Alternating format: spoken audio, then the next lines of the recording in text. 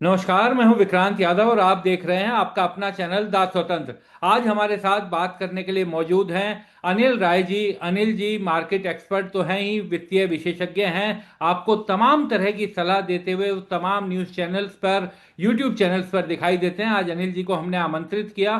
Anil ji SEBI registered research analyst भी हैं। अनिल जी बहुत बहुत स्वागत है दा स्वतंत्र पर। इस प्लेटफॉर्म पर हम पहली बार आपसे बातचीत कर रहे हैं। जी बहुत बहुत धन्यवाद विक्रांत जी। और मैं एकदम हमेशा जब भी आप कहें आपके लिए मैं हमेशा हाजिर हूँ। जितनी चीज़ें हो सकती हैं हमसे मार्केट के को लेकर के मार्केट के बारे में, तो हम हमेशा रेडी रहते हैं शेयर करने के लिए और आपके दर्शकों तक पहुंचाने के लिए हमेशा मैं रेडी रहूंगा। बहुत शुक्रिया अनिल जी। और मैं इसलिए भी कहता हूं अनिल जी, ये जो मार्केट की साक्षरता है ना, ये होना बहुत जरूरी है। मैं आपको बताऊं जी कि बहुत ज्यादा। हम लोग जर्नलिस्ट रहे, लेकिन हम लोगों का फील्ड रहा पूरा पॉलिटिकल रिपोर्टिंग और बाकी सब। जी मार्केट को लेकर अभी भी हम एक सामान्य, जैसे जो सामान्य व्यक्ति बाकी काम धंधों में हैं, उनकी तरह, जैसे आम आदमी निरक्षर होता है उसी तरीके से हम लोग भी निरक्षर हैं। तो कोशिश करते हैं कि इस प्लेटफॉर्म के जरिए हम भी सीखें और अपने दर्शकों को भी जानने का मौका दें। जी एकदम। देखिए क्या हुआ है कि देखिए मैं तो पिछले 16-17 सालों से मार्केट में हूँ। जी। लेकिन अगर वैसे देखा जाए तो कोविड के बाद कहीं ना कहीं हाँ। हमारे देश में एक जागरूकता, एक अवेयरनेस स्टॉक मार्केट और फाइनेंशियल मार्केट को लेकर के ज्यादा जगी है। तो इस नाते हम कहेंगे कि हम बहुत नए हैं भारत में। जो फाइनेंशियल मार्केट का जो भी अवेयरनेस है वो भी 5-6 साल ही हुआ, 5 साल ही भी पूरा पूरा भी नहीं हुआ लगभग। तो 5 साल 6 साल का बहुत यंग ये कह सकते हैं कि मास है, और सडनली बहुत ज्यादा स्पेशली यूथ बहुत ज्यादा इसमें आ हाँ। गया। हाँ। तो ये बहुत एक क्रुशियल टाइम है कि एक अच्छी अवेयरनेस होना समाज में बहुत आवश्यक है। क्योंकि कई बार लोग समझते हैं कि स्टॉक मार्केट मतलब कि वो सट्टा या जुआ या लॉटरी हाँ। है जहां पे रातों रात अमीर बना जा सकता है, जबकि ऐसा नहीं है। ये भी बाकी व्यापार की तरह ये भी एक व्यापार है। अगर इसको सही तरीके से किया जाए तो लंबी अवधि में ये बहुत अच्छा वैल्यू क्रिएशन और वेल्थ क्रिएशन कर सकता है। लेकिन इसके लिए वही जानकारी और डिसिप्लिन दोनों बहुत आवश्यक है। बिल्कुल। अनिल जी हम शुरुआत करते हैं। सबसे पहले तो मैं ये जानना चाहता हूं कि जितना हम लोग पढ़ रहे जी हैं, देख रहे हैं, लोगों में एक बड़ा डर बना हुआ है कि अगले साल की पहली तिमाही अपने साथ बहुत बुरी खबरें लेकर आ सकती है। एक बड़े रिसेशन का खतरा बना हुआ है। जिस तरीके की स्थिति 2008 में देखी थी, वैसी स्थिति बन जी सकती है। तो किस जी तरीके से इसे देखा जाए, और भारत के परिप्रेक्ष्य में अगर आप उसके बाद समझा पाएं तो। जी देखिए ऐसा है। जो हम मार्केट को वॉच कर रहे हैं ना, जी। जनरली कहते हैं कि देखिए मार्केट जो है वो फोर साइटेडनेस इसकी ज्यादा होती है। मार्केट आने वाले 6 महीने की चीजों को पहले ही देख लेता है। और बाजार की भाषा में कहा जाता है कि मार्केट इज ऑलवेज राइट। हम्म। क्योंकि जो कई कई बार ऐसा होता है कि कहानियां बहुत अच्छी हैं, सभी कुछ है, लेकिन प्राइस अगर गिरता है तो गिरता है, बाजार गिरता है। अभी इस समय अगर मैं आज की देखिए, अगर आज का ही देखा जाए तो आज अगर देखें तो बाजार करीब 1.25% या 1.5% के आसपास बढ़ करके बंद हुआ है। 1.25% के आसपास आज निफ्टी ने गेन लिया। और लगभग अपने एकदम ऑल टाइम हाई के पास बाजार खड़ा है यहाँ पे। बैंक निफ्टी ने नया ऑल टाइम हाई बना लिया। ये दोनों बड़े ही मतलब अगर आपके दर्शकों को समझाने के लिए कहूँ सरल भाषा में, तो ये दो जो सूचकांक हैं ये दोनों बड़े इंपॉर्टेंट सूचकांक होते हैं किसी भी देश की जानकारी के लिए। क्योंकि बैंक हमारा कह लीजिए लाइफ लाइन है, पूरे फाइनेंशियल ब्लड है चूंकि। तो बैंक उसकी लाइफ लाइन है फाइनेंस की, जिसकी वजह से उनको देखना आवश्यक होता है। और निफ्टी जो है कहीं ना कहीं पूरे देश की इकोनॉमी को दर्शाता है। अब बाजार देखिए ये ऐसा लग रहा है आने वाले समय में जितनी अ, अगर सही मायनों में कहा जाए तो देखिए हमने पिछले 1-1.5 साल में बहुत तरीके की बुरी खबरें झेली हैं। ठीक है। रशिया के साथ यूक्रेन का वॉर देख लिया हमने, देखिए तो ईरान और इसराइल के बीच का टसल देख लिया, इंडिया पाकिस्तान के बीच का वॉर देख लिया, और ट्रम्प के टैरिफ के टेंट्रम्स भी हमने देख लिए। लेकिन फिर भी अगर आप देखें तो बाजार उतना गिरा नहीं। हम्म। अगर आपने डेटा पर आप ध्यान रखते होंगे तो देखिए पिछले कई महीनों से एफआईआई लगातार सेलिंग करते आ रहे हैं। हम्म। और इतनी बड़ी मात्रा में जब सेलिंग पहले होती थी ना तो बाजार पूरा क्रैश हो जाता था। बिल्कुल। ठीक है। लेकिन अभी हम देखिए इस स्थिति में भी हम एकदम ऑल टाइम हाई के पास टिके हुए हैं। तो कहीं ना कहीं सिचुएशन जो है वो बदल चुकी है। और मैं तो ये मान के चल रहा हूं कि देखिए जो आने वाला थर्ड क्वार्टर है, हमेशा जो फोर्थ क्वार्टर होता है स्पेशली, हम्म। और फोर्थ क्वार्टर हमेशा सबसे अच्छा क्वार्टर होता है। हम्म। तो जनवरी फरवरी मार्च का जो क्वार्टर होगा उसके रिजल्ट बड़े अच्छे होंगे और कहीं ना कहीं मार्केट उसको प्रेम्प्ट करने की कोशिश करेगा इस प्रेजेंट क्वार्टर में। हाँ, एक चीज होती है, देखिए दिसंबर के बाद जनरली, अभी अगला महीना ही दिसंबर है, तो दिसंबर में हम थोड़ी बहुत, वो भी क्रिसमस के पहले, ये एक ट्रेडिशन है कि जो जो भी विदेशी निवेशक हैं, वो क्रिसमस में छुट्टियों पे जाने से पहले एक बार अपने फंड की, चूंकि उनकी क्लोजिंग भी दिसंबर को होती है, तो वो बेच बाच करके अपना थोड़ा सा वो करते हैं। तो उस समय हो सकता है फिर से थोड़ी एक समय सेलिंग का बाउट देखने को मिले। लेकिन जनवरी से जो मुझे लग रहा है कि फिर से एक मार्केट में एक नए ऑल टाइम हाई की तरफ हम बढ़ेंगे। तो मुझे बहुत बड़ा कोई डर नहीं लग रहा है कि मार्केट उसको, क्योंकि अगर ऐसा कुछ होता तो मार्केट उसको पहले ही प्रेम्प्ट कर रहा होता। वैसी चीज आपको नहीं दिखाई दे रही। एक चीज जो नहीं, अक्सर कहीं ना एक। कहीं देखिए जी। जी। विक्रांत जी, देखिए अभी क्या है, एक चीज अभी प्राइसिंग नहीं हुई है, वो है इंडिया यूएस ट्रेड डील। हाँ। अब कितना लंबा खींचेंगे? हम्म। बहुत लंबा खींच भी नहीं सकते ना। हाँ। तो कहीं अब कहीं ना कहीं वो लग रहा है कि वो समय अब नजदीक आ रहा है, जबकि ट्रेड डील अब हो जानी चाहिए। हाँ। और ट्रेड डील के फाइनल होते ही वो एक बहुत बड़ा पॉजिटिव ट्रिगर का काम करेगा। हाँ। तो लगभग नेगेटिव चीजें सारी पचा ली, अगर एक छोटी सी भी अच्छी पॉजिटिव ट्रिगर आ जाती है तो फिर मार्केट बहुत तेजी से उछलेगा। और एक चीज जो आपने कहा कि एफआईआई के बारे में जो आपने बताया, इस साल भी हमने देखा बिल्कुल कि किस तरीके से जी वो आए गए। तो अगर जी। किसी तरह का रिसेशन, क्योंकि इस बार कहा जा सकता है, कहा जा रहा है कि यूएस बेस्ड हो सकता है, और उसका असर फिर इंडिया, अगर यूएस में कुछ होता है तो दुनिया भर में उसका असर आता ही है। पूरी दुनिया तो में, एकदम अगर एकदम। अगर ऐसी कोई स्थिति बनी, तो फिर तो एफआईआई अपना पैसा निकालने में और ज्यादा तेजी दिखा सकते हैं, एक संकट की स्थिति बन सकती है। जी दिखा सकते हैं, लेकिन देखिए अभी क्या हो गया है ना विक्रांत जी, कि हमारे इंडियन मार्केट में एक बड़ी यूनिक चीज इधर हो गई है। हम्म। पहले एक समय हुआ करता था कि हमारे बाजार में ना 20% होल्डिंग जो है वो एफआईआई की हुआ करती थी, और अब लगभग 10% की होल्डिंग जो है हमारे डीआईआई की हुआ करती थी, जो हमारे घरेलू जो बड़े निवेशक हैं उनकी केवल 10% की। तो उस समय जब वो सेलिंग करते थे ना, तो वो बाजार को एक तरीके से कंट्रोल करते थे, जब वो सेलिंग करते थे तो बाजार क्रैश हो जाता था। अब इस समय कोविड के बाद, जैसा हमने कहा कि अवेयरनेस बहुत ज्यादा हुई है, और लगभग हर घर में हर आदमी हाँ। एसआईपी कर रहा है। हाँ। तो जो एसआईपी का पैसा जो जा रहा है ना फंड्स के पास, तो हाँ। वो इतनी ज्यादा, अब की सिचुएशन बता दूं, डेटा ये है कि लगभग 20% होल्डिंग डीआईआईस की हो गई है, और एफआईआईस की होल्डिंग घट करके 10% की हो गई है।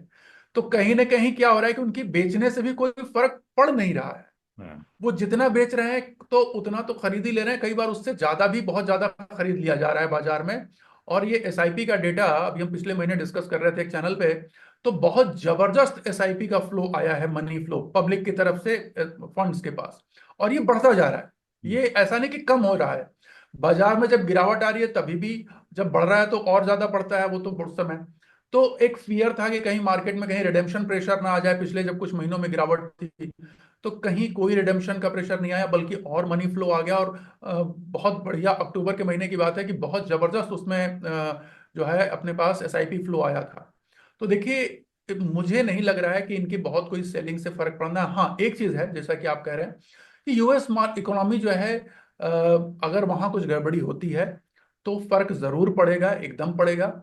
लेकिन इंडिया एज अ कंट्री, कहीं ना कहीं हमारी जो इकोनॉमिक पॉलिसीज हैं वो पहले ही इस चीज को आंक चुकी हैं। और कहीं ना कहीं देखिए, जैसे आपने देखा कि हम फॉरेन रिजर्व के रूप में, हमारा देश इस समय डॉलर की बजाय गोल्ड को ज्यादा प्रेफर कर रहा है। भारत भी उन देशों में से है जो लोग गोल्ड को बहुत बड़ी मात्रा में खरीद रहे हैं वैश्विक स्तर पे। उसके अलावा जो है देखिए, हमारे यहाँ अपने यहाँ डोमेस्टिक कंजम्पशन पर बहुत जोरदार जोर दिया जा रहा है, और साथ में नए मार्केट्स भी ढूंढे जा रहे हैं। जैसे चाइना के साथ भी रिलेशन अच्छे किए गए, रशिया के साथ ऑलरेडी हमारे पास अच्छे थे, इसराइल, और बाकी हम देखिए इवन डिफेंस के क्षेत्रों में भी हम एक्सपोर्ट करना हम शुरू कर रहे हैं। तो नई नई चीजें ढूंढी जा रही हैं जिससे कि हमारी जो डिपेंडेंसी है यूएस पे वो कम रहे, ये नंबर वन। दूसरी चीज, हाँ एकदम ये बात अवश्य है कि अगर यूएस मार्केट या यूके इकोनॉमी क्रैश होती है तो उसका असर हर जगह दिखाई देगा, लेकिन उसकी संभावना थोड़ी कम दिख रही है। ठीक है, कि डर तो लग रहा है कि हाँ वो ऐसा हो सकता है वैसा हो सकता है, लेकिन क्रैश होने की संभावना कम दिख रही है। जैसी तैसी चीजों को वो मैनेज हो जाएंगी, और इंडिया कहीं ना कहीं उस जो एकदम कंप्लीट डिपेंडेंसी थी यूएस पे, उससे अब उभरने की कोशिश कर रहा है। अनिल जी, एक चीज मैं आपसे समझना चाहूंगा, क्योंकि जब भी मैं आप जैसे वित्तीय विशेषज्ञ से बात करता हूं तो जनता का जी एक बड़ा रिप्लाई आता है मेल में, बहुत लोग बोलते हैं वो चीज। उसका मैं आज आपसे सीधा जवाब चाहूंगा। वो लोग ये कहते हैं कि जी। निफ्टी, ये सब एक्सपर्ट जो है ऑल टाइम हाई बताते हैं, और वो दिखाई भी हम्म। देता है कि वो ऑल टाइम हाई चल रहा है, लेकिन हम सबके पोर्टफोलियो तो लाल पड़े हैं। पब्लिक का ये इस सवाल का क्या जवाब समझाया जाए? देखिए, उसका कारण है, उसका भी सबसे बड़ा कारण है। देखिए, मैं ऑनेस्टली बता दूं आपके दर्शकों को, विक्रांत जी, क्या? मैं स्टॉक मार्केट एक एक्सपर्ट एक्सपर्ट होने के नाते के साथ साथ मैं स्टॉक मार्केट की ट्रेनिंग भी देता हूं और लोगों को सिखाता हूं कि शेयर मतलब ट्रेडिंग कैसे करनी चाहिए, इन्वेस्टमेंट कैसे करनी चाहिए। तो चूंकि मैं इस पूरे मामले में बहुत ज्यादा लोगों से इंटरेक्ट करता हूं और मैं कई बार उनको सिखाता हूं, तो मेरे पास वो सारी चीजें पता होती हैं कि लोग गलतियां कहाँ कर रहे हैं। गलतियां वहां हो रही हैं यहाँ पे कि जो रिटेल पब्लिक है, जो आम जनता है, उसकी एक खासियत होती है कि आम जनता, मेजॉरिटी की बात कर रहा हूं, मेजॉरिटी हाँ। आम जनता ना, विक्रांत जी, जिस शेयर के बारे में बहुत ज्यादा हो हल्ला हो जाता है, जो शेयर एकदम अपने हाइप पे पहुंच जाता है, उसमें खरीदते हैं वो। हाँ। ठीक है। जब मीडिया में बहुत ज्यादा उसका हल्ला हो, टीवी चैनल्स पे उसकी बहुत ज्यादा बात हो, और वो ऑलरेडी बहुत बड़ा मूव दे चुका हो, तब उसमें वो जोश में आके, जिसको हम कहते हैं मार्केट की भाषा में FOMO, fear of missing out, उसमें जाकर के वो खरीदते हैं और अक्सर वो टॉप पे फंस जाते हैं। जबकि बाजार में क्या होता है ना, साइकिल चलती है, एक एक सेक्टर बढ़ता है तो दूसरा सेक्टर गिरता है, दूसरा सेक्टर बढ़ता है, तीसरा सेक्टर गिरता है। अब मैं बता रहा हूं आपको, मैं अब नाम दे देता हूं सेक्टरों के, कहां कहां लोग फंसे होंगे। रेलवे का रन आया तो हाँ। रेलवे के लोग, अब देखिए 40 रुपए का जो है, कुछ कुछ शेयर मैं नाम नहीं लूंगा यहाँ पे, लेकिन हाँ, लोगों को बिल्कुल। पता है 40 रुपए के शेयर जो है वो बढ़ के 600 तक चले गए। हाँ। अब जिस समय 600 पे खरीदने वाले व्यक्ति को पता होना चाहिए कि ऑलरेडी ये 40 से बढ़कर के 600 पे आ चुका है, तो उसकी इनकम और उसके प्राइस में बहुत बड़ा गैप आ गया, हम्म। जिसको हम मार्केट की भाषा में कहते हैं वैल्यूएशन बहुत बढ़ गए। हम्म। तो बहुत बड़े वैल्यूएशन पे खरीदना हमेशा रिस्की होता है, और आम जनता वही खरीदती है, और बाद में जब वो गिरता है तो वेट करती है कि अरे मेरे तो पोर्टफोलियो लाल है, बाजार तो बढ़ रहा है। बाजार इसलिए बढ़ रहा है क्योंकि इस समय दूसरा सेक्टर बढ़ रहा है। हाँ। अब पिछले बहुत से समय से देखिए, पिछले 1.5 महीने से पीएसयू बैंक्स में जबरदस्त बढ़ोतरी हुई है, हाँ। लेकिन ये बहुत कम लोगों के पोर्टफोलियो में होगा। और ये कब होगा, जब बहुत बढ़ जाएगा तो अब लोग उस पर खरीदेंगे, तब तक जो है बड़े ट्रेडर उसको बेच के निकल जाएंगे। हम्म। तो जनरली कहने का सेंस ये है कि आपके अंदर स्किल होनी चाहिए कि कब किस शेयर को लेना और कब उससे निकल जाना है, हाँ। तो पोर्टफोलियो कभी भी लाल नहीं रहेगा। ये आपने बहुत काम की बात बताई, और जो आपने कहा ना कि आप बता सिखाते भी हैं कि किस तरीके से जी जी। आप, तो एकदम। अनिल जी, मैं चाहूंगा कि किसी दिन मैं आपके पास आऊं और बकायदा क्लास लेकर अपने दर्शकों को ये दिखाएं कि क्या आपको किस तरीके से ट्रेनिंग लेनी चाहिए। नहीं नहीं, एकदम एकदम, हम अगर आपकी इच्छा होगी तो हम कुछ ऐसे प्रोग्राम भी करेंगे आपके ही चैनल पे, जहाँ पे लोगों को पता रहे कि किस तरीके से शेयर में किस तरीके से खरीदारी करनी चाहिए, कब उसको बेच देना चाहिए। एक फाइनेंशियल अवेयरनेस का हमको, क्योंकि मेरी अपनी तरफ से वही कोशिश रहती है। देखिए, मैं बाय प्रोफेशन चार्टर्ड अकाउंटेंट था, तो मैंने यही देखा कि इस स्टॉक मार्केट की फील्ड में प्रोफेशनल लोग बहुत कम हैं, हाँ। और जो सो कॉल्ड इन्फ्लुएंसर जो यूट्यूब पर हैं, जो कि जिनका फाइनेंस की दुनिया से कोई लेना देना नहीं है, ऑथेंटिक इंफॉर्मेशन नहीं है, हाँ। तो इसीलिए मैंने कहा कि नहीं, शुरुआत हमें ही किसी को तो करनी पड़ेगी। तो मैंने कहा कि ये अच्छा क्षेत्र है जहां पर हम लोगों को अवेयर कर सकें। हाँ। और अनिल जी, जी एक और ये दिक्कत ये है ना कि आपने बिल्कुल ठीक कहा, क्योंकि कोविड के बाद बहुत लोग जाने लगे शेयर बाजार में। मैं आपको इनफैक्ट जी बताऊं, मैंने भी अपनी एसआईपी और अपना जो पोर्टफोलियो बनाया वो कोविड के बाद ही बनाया था, उसी दौरान उसी पीरियड में बनाया था। और मुझे लगता है, जी। अब लगता है कि यार थोड़ा पहले कर लेते तो बेहतर होता। खैर, जब जागिए तभी एकदम। सवेरा। और अनिल जी, मैं अवेयर। आपसे एक चीज और जानना चाहूंगा कि बहुत से दर्शक ना आजकल, ये जो जो जिस तरफ आपने इशारा भी किया, व्हाट्सएप ग्रुप बनते हैं, इन्फ्लुएंसर्स जी के ग्रुप बनते हैं, इस जाल में फंस जाता है। तो जी। इससे किस तरीके, ये कितना नुकसानदेह होता है और किस तरीके से इनसे बचा जाए? तो देखिए, नुकसानदेह तो ये बहुत होता है, और उसका कारण है, अभी तो ये फिर भी व्हाट्सएप की बात कर रहे हैं, एक समय था, आप उतना फॉलो नहीं करते होंगे, एक समय था, जो लोग स्टॉक मार्केट के हैं वो जानते हैं, यूट्यूब पर ऐसे ऐसे लोग आते थे जो दिखाते थे कि उनके एक दिन का प्रॉफिट 1 करोड़ है, कोई हम्म। दिखाता था एक दिन का प्रॉफिट 60 लाख है, एक एक दिन की ट्रेड का प्रॉफिट। और कुछ महीनों बाद जो है ये पता चला कि ये सारी फेक और स्क्रीनशॉट थे, ये एडिटेड स्क्रीनशॉट थे, और इस तरीके से करके उन लोगों ने लोगों को खूब भटकाया भी, भरमाया भी, और कहीं ना कहीं लोगों को फाइनेंशियल लॉस लॉस भी हुआ। तो ये सारी चीजें देखिए फाइनेंशियल चीजों में ना, जहां पे डायरेक्ट मनी इन्वॉल्व है, मैं हमेशा कहता हूँ देखिए पैसा बड़ी मुश्किल से आता है, बड़ी मेहनत से आता है। और स्टॉक मार्केट जो है एक बहुत बड़ा अच्छा जरिया है आपके मेहनत से कमाए हुए धन को बढ़ाने का, हम्म। उसको कंपाउंड करने का। लेकिन शॉर्ट टर्म और क्विक मनी की लालच में ना सारा रिस्क देखिए क्विक मनी का है। बड़ा सिंपल सा तरीका है, मैं कहता हूं जब भी कोई ऑनलाइन या जब भी कहीं कोई भी इन्फ्लुएंसर या आपको टेलीग्राम पे कहीं भी आपको कोई ये बोले ना, आपको अनयूजुअल गेन का लालच दे, तो हाँ, समझ लीजिए वहां पे ट्रैप है। वो फ्रॉड है। सीधा सा हिसाब। बिल्कुल। अनयूजुअल गेन जो है वो हमेशा ट्रैप है, हमेशा फ्रॉड है। एक रियलिस्टिक गेन होता है, एकदम होता है। देखिए बाजार बहुत विचित्र है, हम्म। ऐसा नहीं है यहाँ पे। ऐसी भी चीजें होती हैं कि भाई एक एक साल में 100% रिटर्न और अच्छे अच्छे शेयर दे देते हैं। तो इस नाते पोटेंशियल बहुत बड़ा है। लेकिन हर हर साल और हर व्यक्ति को उतना बड़ा पोटेंशियल मिल जाए ये पॉसिबल नहीं, उसके लिए बड़ी मेहनत करनी पड़ती है, उसके लिए बहुत एनालिसिस करनी पड़ती है और बड़ी चीजें सीखनी पड़ती हैं, तब जाके वो रिटर्न अचीव होता है। अनिल जी, एक चीज मैं ये जानना चाहूंगा कि आरबीआई के जी हस्तक्षेप के बावजूद हमने देखा जी कि रुपए का गिरना लगातार जारी है और अपने सबसे निचले स्तर तक वो पहुंच गया है। डॉलर उसके मुकाबले जी इतना मजबूत दिखाई दे रहा है। तो ये जी। भारत के लिए कितनी चिंता की, कितनी परेशानी की बात हो सकती है? देखिए इस समय ये जो है, इसमें अगर आप देखें, मेरे ख्याल से आप राजनीतिक मामलों के तो आप बड़े अच्छे जानकार खुद ही हैं। तो उस नाते मैं आपको कहूंगा कि उसमें देखिए एक चीज क्या हुई है, कहीं ना कहीं गवर्नमेंट भी इसके डिवेल्युएशन को कहीं ना कहीं थोड़ा सा सपोर्ट करे। उसका कारण है जो हमारे ऊपर टैरिफ लगे ना, उन टैरिफ इफेक्ट्स को काउंटर करने का ये एक तरीका है। हम्म। अदरवाइज हमारे एक्सपोर्ट जो है पूरे के पूरे वो हाँ, डैमेज हो जाते, जो एक्सपोर्टर्स थे उनकी हालत बहुत खराब हो जाती। ठीक है। तो जो भी गुड्स या सर्विसेज एक्सपोर्ट करते हैं उनकी बैलेंस शीट, उनकी रेवेन्यूज बहुत ज्यादा दिक्कत हो जाती। हाँ। तो मुझे जो लग रहा है, क्योंकि जैसा मैं बाजार पर नजर रख रहा हूं, तो मुझे लग रहा है कि कहीं ना कहीं गवर्नमेंट और या जो सेंट्रल बैंक हैं वो इसी नाते इसको बहुत हद तक कंट्रोल नहीं कर रहे हैं, और वो जानबूझ के उन्होंने इसको थोड़ा थोड़ा धीरे धीरे करके वो बढ़ने दे रहे हैं, जिससे कि असर ना हो। जैसे ही हमारी इंडिया और यूएस की ट्रेड डील फाइनल होगी, आप देखिएगा बहुत अच्छी खासी गिरावट इसमें आनी चाहिए। ओके। और अक्सर हालांकि आप इसे थोड़ा पुरानी सोच भी, क्योंकि अब तो अलग अलग थ्योरीज आती हैं। हम लोग एक जी थ्योरी ये भी है कि जैसे जैसे रुपए की कीमत गिरती है तो लिक्विडिटी कम होगी, लिक्विडिटी कम होगी तो कंपनीज अपने बिजनेस एक्सपेंशन पर कम ध्यान देंगी, वो उसी को समेटेंगी। एक्सपेंशन पे कम ध्यान देंगी तो सैलरी कम बढ़ेगी, सैलरी कम बढ़ेगी साथ में रोजगार भी घटेंगे।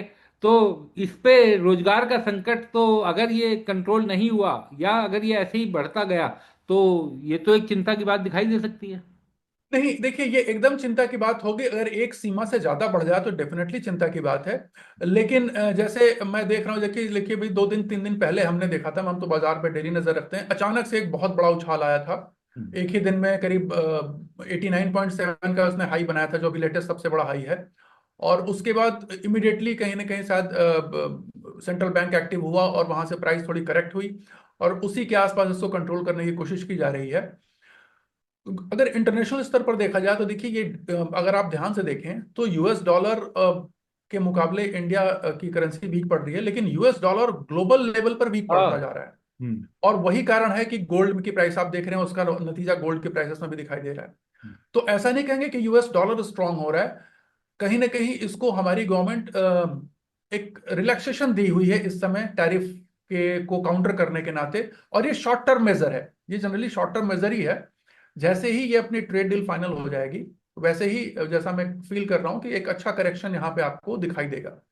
एक चीज और मैं समझना चाहूंगा आपसे अनिल जी। अभी कुछ दिन पहले मैं पढ़ रहा था तो उसमें ये जानकारी सामने आई थी कि जो हाउस, जो पर्सनल लोन से लोगों के, वो बहुत बढ़ते जी जा रहे हैं। तो इसका मतलब लोग अपनी संपत्ति या कोई एसेट खरीदने की जगह अब अपने खर्चों के लिए भी लोन ज्यादा ले रहे हैं। तो ये इकॉनमी के लिए तो ये बहुत चिंताजनक बात हो सकती है कि अगर खर्चों के लिए भी लोगों को लोन लेना पड़ रहा है।